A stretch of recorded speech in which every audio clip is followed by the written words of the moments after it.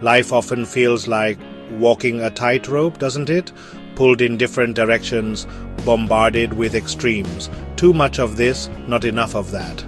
We crave balance, but achieving it in our emotions, our actions, our very character can feel elusive. But what if I told you that philosophers have been grappling with this very challenge for millennia? Today we're going to explore a timeless tool for finding that equilibrium, a guide for navigating the complexities of life with grace and wisdom. It comes from Aristotle, the ancient Greek giant of thought, and it's called the Golden Mean. Now the term golden mean might sound a bit academic, but at its heart it's wonderfully practical. Simply put, the golden mean is Aristotle's way of describing virtue as the midpoint between two extremes. Think of it as the sweet spot between too much and too little. Imagine courage, for example. On one end of the spectrum you have cowardice, the deficiency side of the spectrum, or let's call it the too little. This being a fear that paralyzes action. On the other extreme you have recklessness. We can call this the excess or the too much. It's acting without thought, leaping before you look. Courage, the virtuous golden mean, isn't about being fearless. It's about facing fear appropriately, acting when necessary, with considered bravery.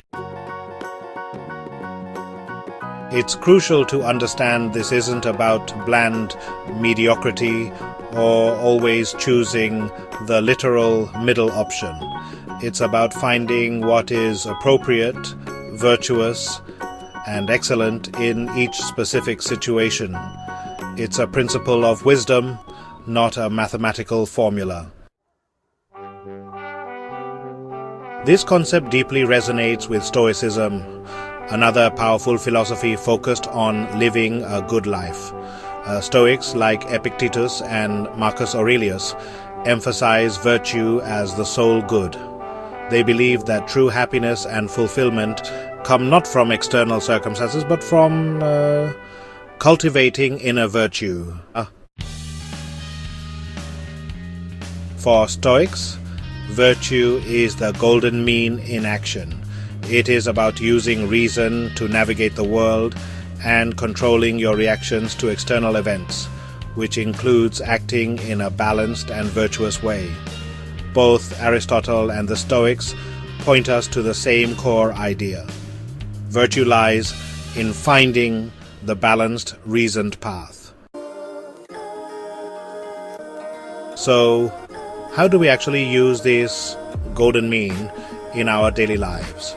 It's not always easy to spot the virtuous midpoint, especially when emotions are running high or situations are complex. That's why we need practical tools. Let's explore 5 tools drawing from Aristotle, Stoicism, and timeless wisdom to help you find your golden mean in various aspects of life. Tool number 1. Know the extremes. Chart your virtues. Before you can find the midpoint, you need to understand the spectrum. Take some time to consider the virtues you want to cultivate. Think about common virtues like generosity, honesty, confidence, patience, and even ambition. For each virtue, identify the potential deficiency, the too little, and the potential excess, the too much. Let's take honesty for example. Its deficiency, deceitfulness, lying, being manipulative, and its excess, brutal honesty, tactlessness, hurting others unnecessarily with harsh truths, the golden mean for honesty. Truthfulness with kindness and consideration. Consider generosity, its deficiency, stinginess, selfishness, hoarding. What about its excesses, wastefulness, enabling dependence, giving to your own detriment, and the golden mean, appropriate generosity, giving within your means, and to genuinely helpful causes. Think about confidence, the deficiency, insecurity, self-doubt, timidity. What about excess, arrogance, boastfulness, overconfidence, and the golden mean, self-assuredness, healthy self-esteem, knowing your worth without belittling others. Even ambition, deficiency, apathy, lack of drive, resignation, excess, ruthlessness, obsession, sacrificing everything for achievement, golden mean, purposeful drive, striving for excellence while maintaining balance and ethical considerations. Tool number 2. Cultivate self-awareness, the inner observer. This is where Stoicism shines.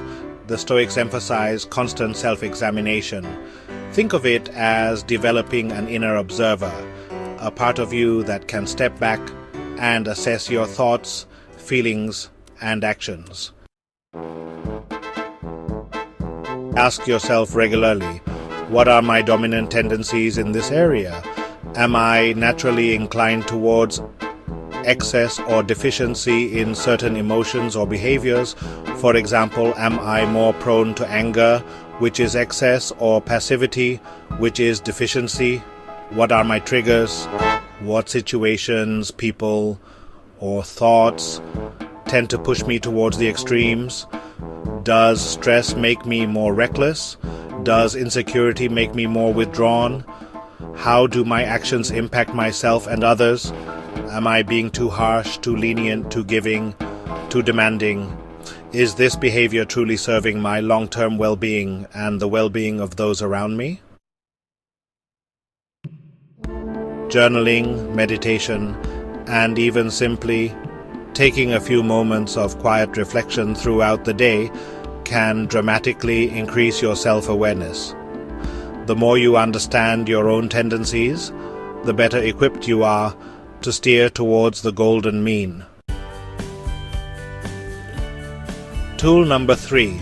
Reason and reflection as your guiding compass.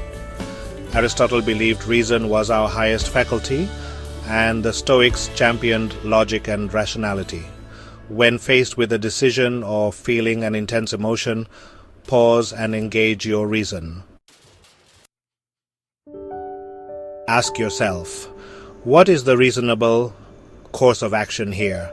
Strip away the immediate emotion or impulse. What does logic and wisdom suggest? What would a virtuous person do in this situation? Imagine someone you admire for their balanced character. How would they respond? What are the potential long-term consequences of acting on this extreme impulse? Consider both the excess and deficiency.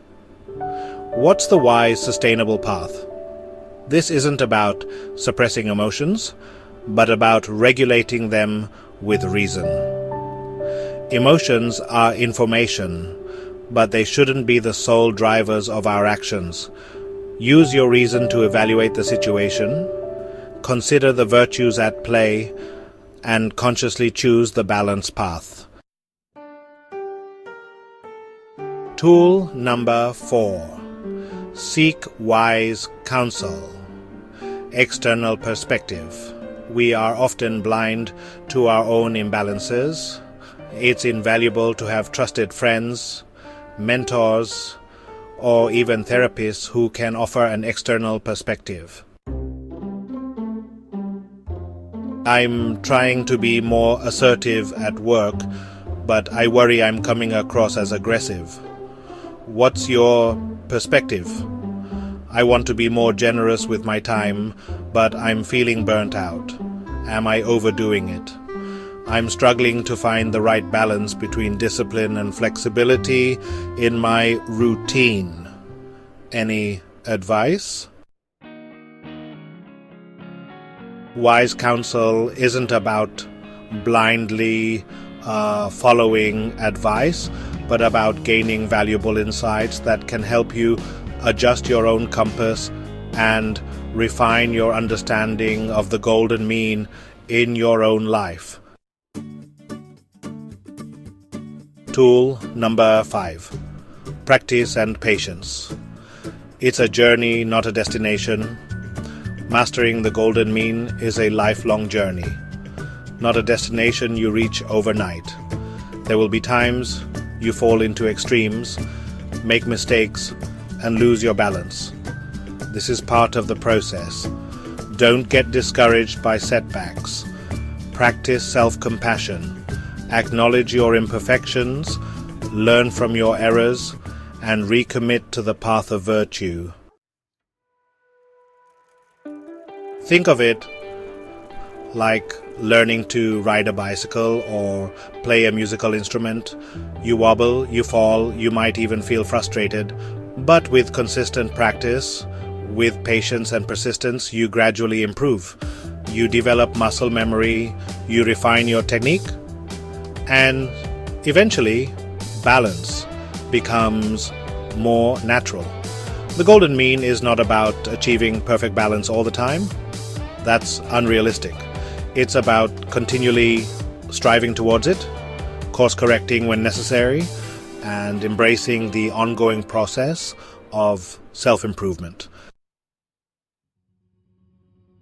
Finding your golden mean is not about living a lukewarm, passionless life. It's about living a virtuous life, a life of excellence, a life of flourishing. It's about cultivating inner strength, emotional intelligence, and a character that is both resilient and compassionate. By using these 5 tools, understanding the extremes, cultivating self-awareness, employing reason, seeking wise counsel, and practicing patience, you can begin to navigate the tightrope of life with greater skill and wisdom. You can move towards that balanced, virtuous midpoint in your thoughts, your actions, and your character. This isn't a quick fix but a lifelong pursuit. But the journey itself, the striving for balance and virtue, is where true growth and fulfillment are found. Embrace the challenge, be patient with yourself, and keep seeking your golden mean. Know you've been a good friend. Which of these tools resonates most with you right now? Share your thoughts in the comments below. What are some virtues you're working on finding the golden mean in? Let's learn from each other on this journey. If you found this video helpful, give a like and subscribe for more wisdom-based content. Thank you for joining me today, and may you find your balance.